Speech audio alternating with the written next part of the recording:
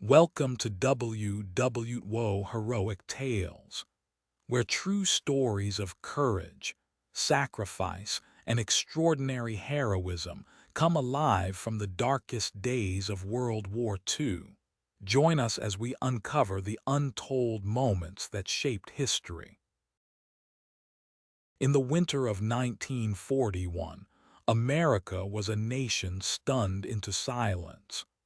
The surprise attack on Pearl Harbor had not just crippled the U.S. Pacific Fleet, it had shattered the country's sense of security.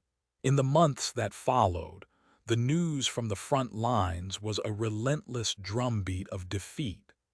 The Philippines were falling, Singapore had surrendered, and the seemingly invincible Imperial Japanese war machine was carving a vast empire across Southeast Asia and the Pacific. Morale on the home front plummeted. A cloud of fear, anger, and helplessness hung over the United States. In Washington, President Franklin D. Roosevelt understood that this psychological wound was as dangerous as any military loss. He needed to find a way to strike back, to prove to the American people and the world that the United States was not broken. During a meeting of the Joint Chiefs of Staff, Roosevelt made his desire clear. He wanted to bomb Japan, not for significant military gain, which was impossible at the time, but for a singular, powerful purpose: to deliver a message. He wanted the Japanese people to know that they were not invulnerable, that their homeland could be touched by the war they had started. The military leaders were skeptical. The U.S. had no air bases close enough to launch a conventional bombing raid. The Japanese home islands were protected by thousands of miles of ocean, a shield that seemed impenetrable. Any conventional naval task force would be detected and destroyed long before its planes could get within range. The challenge was immense, a strategic and logistical nightmare. Yet the president's directive was unwavering: find a way. This desperation was the crucible in which one of the most audacious missions of the entire war would be forged. It was a call for an unorthodox solution, a mission born not from tactical necessity, but from the desperate need to restore a nation's hope. The president's challenge fell upon the sharpest minds in the American military. The answer came from an unexpected source: Navy Captain Francis Frog Lowe. While observing naval bombers practicing takeoffs, a radical idea sparked in his mind. What if, he mused, twin-engine Army bombers could be launched from the deck of an aircraft carrier? The concept was unheard of, bordering on suicidal. Aircraft carriers were designed for small, light, single-engine naval aircraft. Army bombers like the B-25 Mitchell were heavy, powerful machines built for long, stable runways on land. They were never intended to roar into the sky from a few hundred feet of pitching, rolling steel. The idea was passed up the chain of command, a wild gamble that, in any other circumstance, would have been dismissed. But these were desperate times. The plan reached the desk of the famed aviator and aeronautical engineer Lieutenant Colonel James Jimmy Doolittle.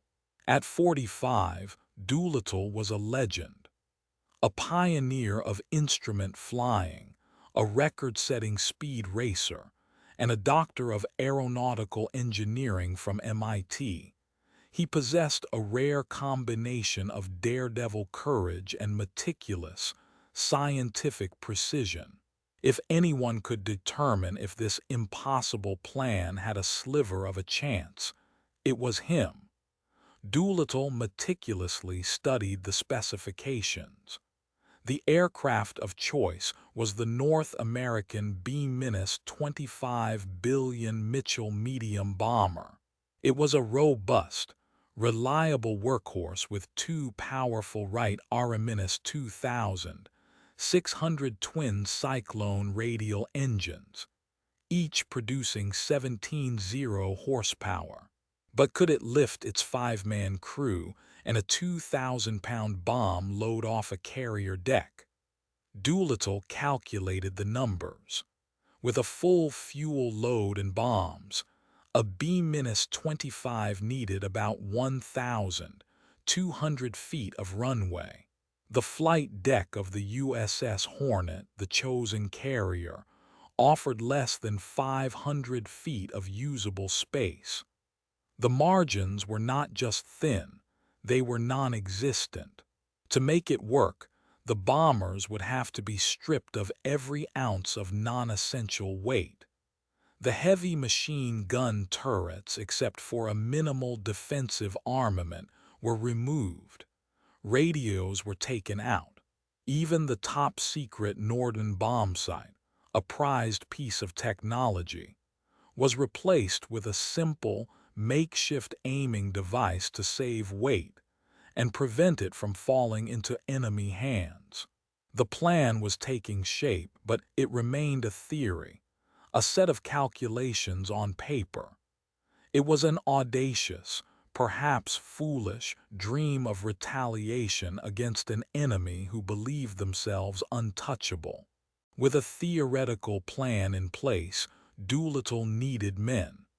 Not just any pilots, but the best, the bravest, and perhaps the most reckless volunteers the Army Air Forces had to offer. He traveled to the 17th Bombardment Group, the first unit to be equipped with the B-25. He assembled the crews and laid out the mission, cloaked in secrecy. He told them it was for a secret operation, one that would be extremely hazardous. He couldn't reveal the target or the methods, only that it was a mission from which they might not return. He asked for volunteers, and to a man, every single crew stepped forward.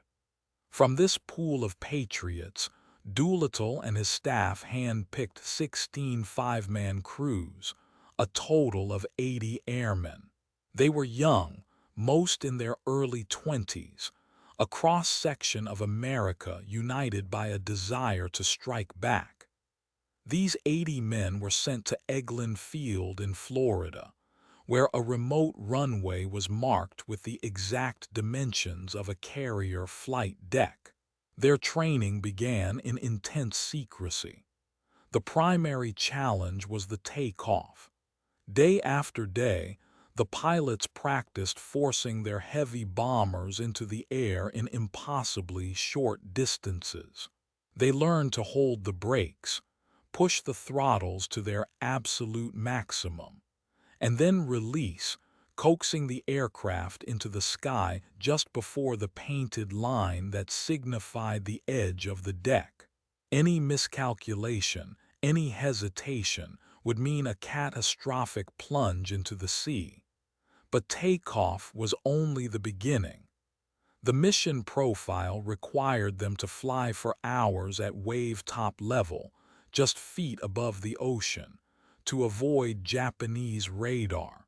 This was exhausting, nerve-wracking flying that demanded constant, absolute concentration. They also practiced fuel conservation techniques, learning to lean out their fuel mixture to the razor's edge of engine failure, trying to squeeze every possible mile from each gallon of gasoline. Their planes were fitted with extra fuel tanks, collapsible rubber bladders installed in the crawlspace and bomb bay, turning the bombers into flying fuel drums. The men knew the mission was a one-way trip for the aircraft. The plan was to bomb their targets in Japan and then fly on to friendly airfields in China. They were told they could not land back on the carrier. For the 80 men of the 17th Bombardment Group, this abstract danger became their daily reality, a dangerous routine of pushing man and machine to their absolute limits, all for a mission whose true nature they still did not know. While the air crews perfected their improbable skills in Florida, a silent giant slipped out of port in Norfolk, Virginia. The USS Hornet, a New Yorktown-class aircraft carrier, was about to become the most unusual airbase in the world. After a journey through the Panama Canal, the Hornet arrived at Alameda Naval Air Station in California. There, under the cover of immense secrecy, a bizarre and unprecedented operation began. Using massive dockside cranes, 16 fully armed B-25 bombers were carefully hoisted one by one and lowered onto the carrier's flight deck. The sight was surreal. These were Army planes, painted in olive drab, their size and bulk completely alien to the naval environment. The wingspan of a B-25 was over 67 feet, and they were packed onto the deck like sardines in a can, wingtip to wingtip, nose to tail. The bombers took up so much space that the Hornet's own squadron of fighters had to be stowed below on the hangar deck, rendering them completely inaccessible. For the duration of this mission, the Hornet would be a floating, defenseless runway, relying entirely on the protection of its escorting task force. That protection, Task Force 16, was commanded by the aggressive and resolute Admiral William Bull Halsey. His force, centered on the carrier USS Enterprise, would rendezvous with the Hornet at sea. The Enterprise and its fighters would provide the crucial air cover for the vulnerable Hornet. On April 2, 1942, the Hornet slipped beneath the Golden Gate Bridge and headed into the vast, gray emptiness of the Pacific. The mood aboard the ship was a mixture of excitement and profound anxiety. The sailors, accustomed to the sleek lines of naval aircraft, stared at the hulking bombers lashed to their deck. They knew this was something different, something dangerous. The Army airmen, now aboard a naval vessel for the first time, struggled to find their sea legs, living in cramped quarters and adapting to the strange rhythms of life at sea. A bond of mutual respect began to form between the two branches of the service, a testament to the joint cooperation required for such a mission. As they sailed westward into enemy-controlled waters, every man on board understood the stakes. They were a steel spear, pointed directly at the heart of the Japanese Empire, carrying 80 men on a mission with no guarantee of return. For 2 weeks, Task Force 16 steamed across the Pacific, a silent dagger closing in on Japan. The plan was meticulously timed. They would penetrate to within 450 miles of the Japanese coast under the cover of darkness, launching the bombers just before dawn. This would allow the B-25s to strike their targets in daylight, and then continue on to China with enough fuel to land safely. The journey was tense. The ships maintained strict radio silence, zigzagging through heavy seas and stormy weather. The men passed the time cleaning their weapons, studying maps of their targets, and writing letters home, letters they knew might be their last. On the deck of the Hornet, mechanics worked tirelessly in the biting wind and salt spray, making final adjustments to the bomber's engines, ensuring every machine was in perfect condition for the ordeal to come. Then, in the early morning hours of April 18, 1942, disaster struck. The task force was still over 650 nautical miles from Japan, a full day's sailing from their intended launch point. A lookout screamed. On the horizon, a silhouette. It was a Japanese patrol boat, the picket vessel number 23 Nidho Maru. The cruiser USS Nashville immediately opened fire, its guns roaring across the gray water. The small Japanese vessel was quickly sunk, but the damage was done. Intercepted radio traffic confirmed the worst fears of Admiral Halsey and Lieutenant Colonel Doolittle. The Nidho Maru had managed to broadcast a warning. Enemy aircraft carriers spotted. The element of surprise, the single most critical component of the entire mission, was gone. The Japanese military was now on high alert. Fighters would be scrambled, anti-aircraft batteries would be manned, and the Imperial Navy would be steaming to intercept them.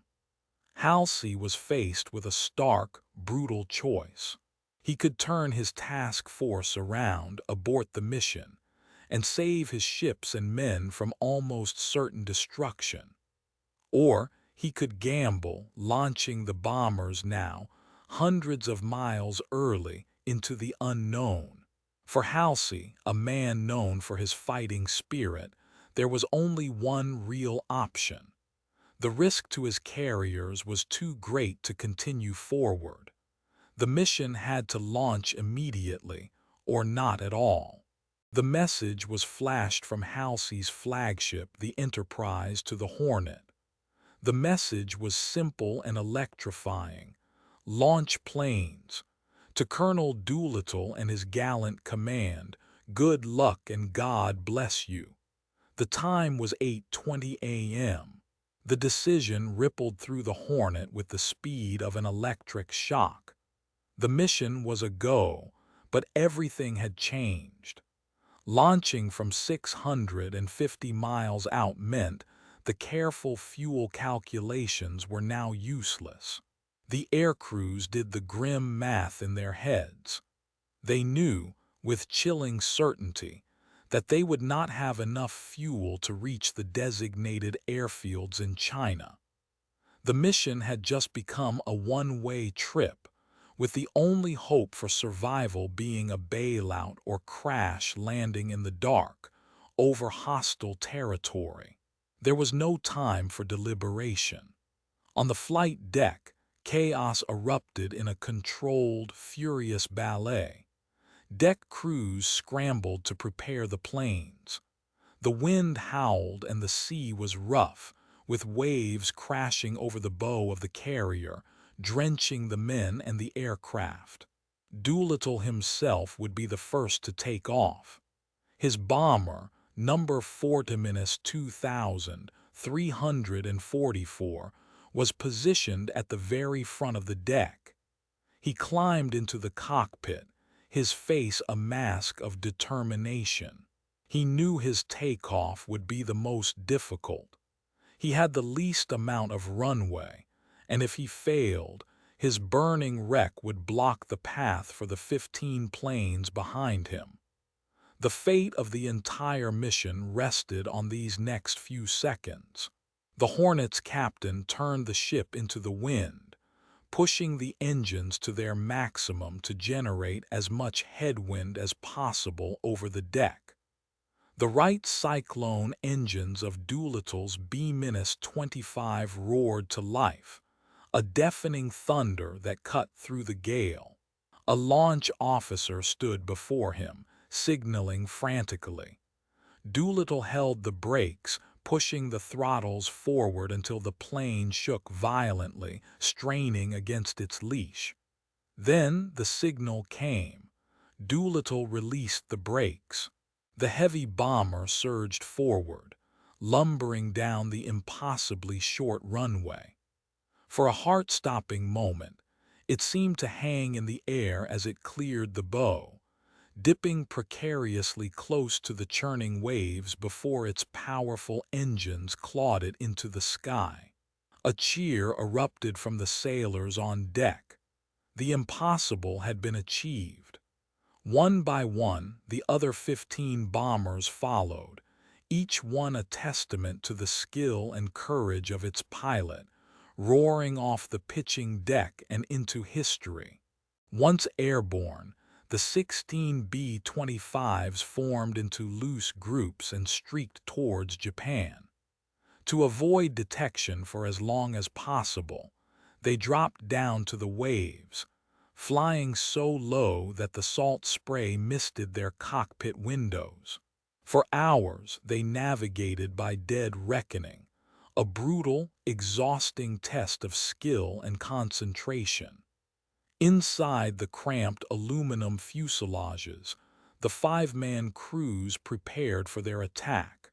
Navigators plotted their final courses, bombardiers armed their bombs, and gunners scanned the skies, their fingers resting on the triggers of their 50-caliber machine guns. As they neared the Japanese coast, they encountered scattered fishing boats and patrol craft, but it was too late for any further warnings to matter. They were coming. As they crossed the coastline, the planes climbed rapidly to their bombing altitude of 1,500 feet. The landscape of Japan unfolded below them, a sight no enemy airmen had ever witnessed. It was midday, and the cities were bustling. The initial Japanese response was one of utter confusion. The early warning from the patrol boat had been received, but military commanders assumed any attack would come from high-altitude bombers.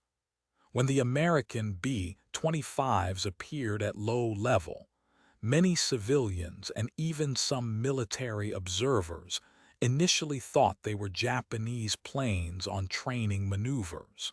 Over Tokyo, Doolittle's bomber roared towards its target, factory districts and military installations. Air raid sirens began to wail across the city, but the defense was disorganized. Anti-aircraft fire began to erupt, but it was sporadic and inaccurate, the gunners unprepared for an attack from such a low altitude.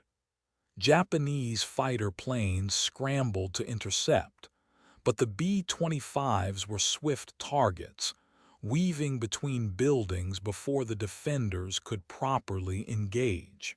One by one, the bombers reached their designated targets in Tokyo, Yokohama, Nagoya, Kobe, and Osaka. Bomb bay doors opened, and 14 tons of high-explosive and incendiary bombs rained down on steel mills, power plants, and naval yards. The bombardiers, using their simple aiming devices, delivered their payloads with surprising accuracy. For the first time in its long history, the sacred soil of the Japanese homeland felt the sting of enemy bombs. The physical damage was minimal, but that was never the point. The mission was complete. Now came the second, more perilous phase: escape. After dropping their bombs, the 16 B-25s did not regroup. Each plane was on its own, its crew fighting a desperate, lonely battle against dwindling fuel and encroaching darkness. They raced westward across the East China Sea, pushing their strained engines to the limit. The sun began to set, casting long shadows as they approached the coast of China. The extra hours of flight caused by the early launch had taken their toll. The fuel gauges, which had been a source of anxiety for hours, now became instruments of doom, their needles hovering over empty. One aircraft, critically low on fuel, made the desperate decision to divert north, landing near Vladivostok in the Soviet Union. The crew was interned by the officially neutral Soviets for more than a year before managing to escape through Iran. For the other 15 crews, the destination was China, but they would never reach the designated friendly airfields. As night fell, so did a storm. Blinding rain and violent winds engulfed the planes, making navigation impossible. Lost, running on fumes and flying in total darkness, the crews faced their final, terrible choice. Doolittle gave the order over the radio for his crew to bail out. One by one, they leaped from the aircraft into the terrifying, storm-tossed blackness. Throughout the night, across the mountainous provinces of Zhejiang and Jiangxi, the same harrowing scene was repeated. Men threw themselves into the unknown, their parachutes snapping open in the gale.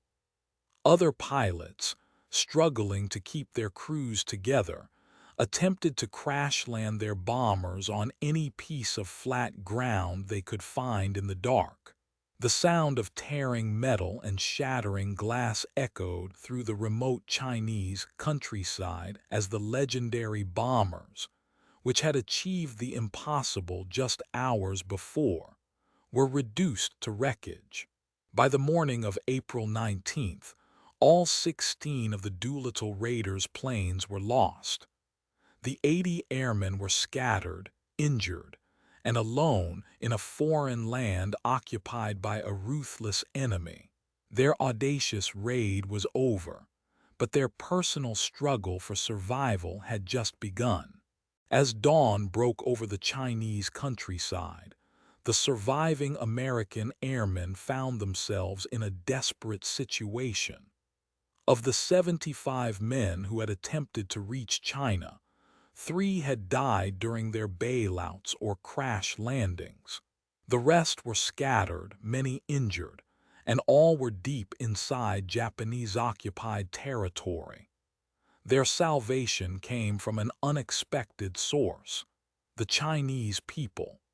Despite the immense danger to themselves and their families, Chinese civilians and guerrilla fighters immediately began to search for the downed Americans. They found the dazed and wounded airmen, offering them food, shelter, and medical care.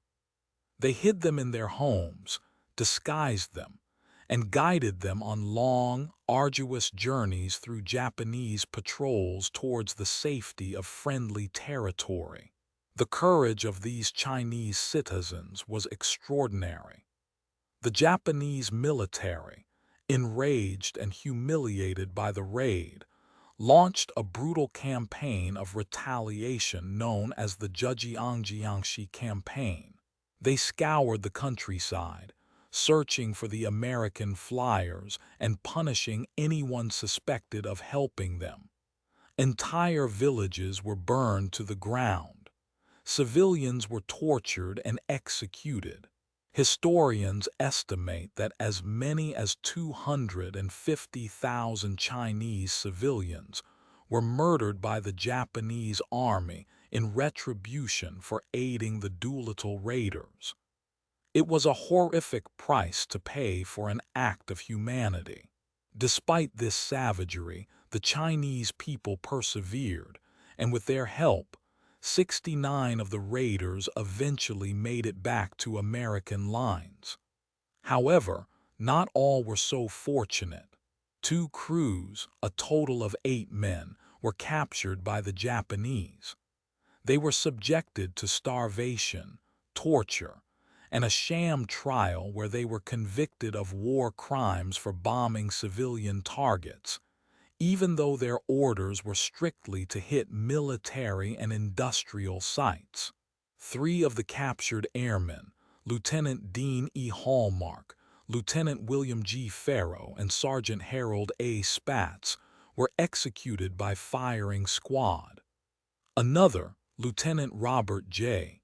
Metter, died of disease and malnutrition in captivity.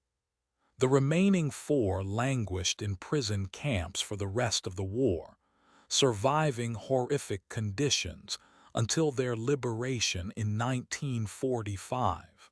The story of the Doolittle Raid is not just one of American heroism. It is also a story of immense Chinese courage and sacrifice, and a grim reminder of the brutal human cost of war. The news of the raid on Tokyo hit America like a thunderclap. The details were kept secret, but the fact that American bombers had struck the heart of the enemy electrified the nation. After months of devastating news, it was the first sign of hope, a tangible act of defiance that sent morale soaring. President Roosevelt, when asked by reporters where the bombers had come from, famously and cryptically replied that they had flown from our new secret base at Shangri-La, a reference to the mythical paradise from the novel Lost Horizon. This clever piece of propaganda further deepened the mystery and captured the public's imagination. In Japan, the effect was the polar opposite. The physical damage from the 14 tons of bombs was negligible, a mere pinprick to the nation's industrial might. But the psychological damage was profound. The Japanese government had assured its people that their homeland was a divine, untouchable sanctuary, protected by the gods and their invincible military. The sight of American bombers flying over the Imperial Palace in Tokyo shattered that myth forever. The military leadership was deeply humiliated. The raid exposed a critical weakness in their defensive perimeter and created a powerful sense of vulnerability and fear. This humiliation had immediate and catastrophic strategic consequences for Japan. The Imperial Japanese Navy, led by Admiral Isoroku Yamamoto, had been planning a gradual expansion into the South Pacific. However, the Doolittle Raid convinced the High Command that they needed to immediately destroy the American aircraft carriers to prevent any future attacks on the homeland. This led them to hastily advance their plans for a decisive battle. They chose a small atoll in the middle of the Pacific as their target, a place where they believed they could lure and annihilate the American fleet. Midway, the raid also forced the Japanese to pull back some of their best fighter units from the front lines to defend the home islands, easing the pressure on Allied forces in other theaters like Burma and the South Pacific. The Doolittle Raid, a mission with minimal tactical objectives, had become a strategic masterpiece. It did not win the war, but it fundamentally changed its course, goading an overconfident enemy into a fatal mistake that would become the true turning point of the Pacific War. When Jimmy Doolittle finally made it back to the United States, he was convinced he was a failure. He had lost all 16 of his aircraft and was certain he would face a court-martial. He had accomplished the primary objective of bombing Japan, but in his mind, the loss of his entire command was an unforgivable breach of duty. He was stunned to find himself hailed as a national hero. The country, desperate for good news, celebrated the ingenuity, daring, and sheer guts of the mission he had led. Instead of a court-martial, he was promoted 2 grades to brigadier general, and in a ceremony at the White House, President Roosevelt draped the Congressional Medal of Honor, the nation's highest award for valor, around his neck.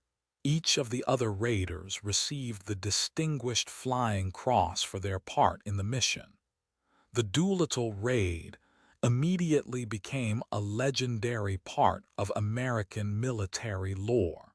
It was a triumph of joint service cooperation, with the Army Air Forces and the Navy working together seamlessly to achieve a common goal. It was a testament to American ingenuity, modifying existing technology for a purpose it was never designed for.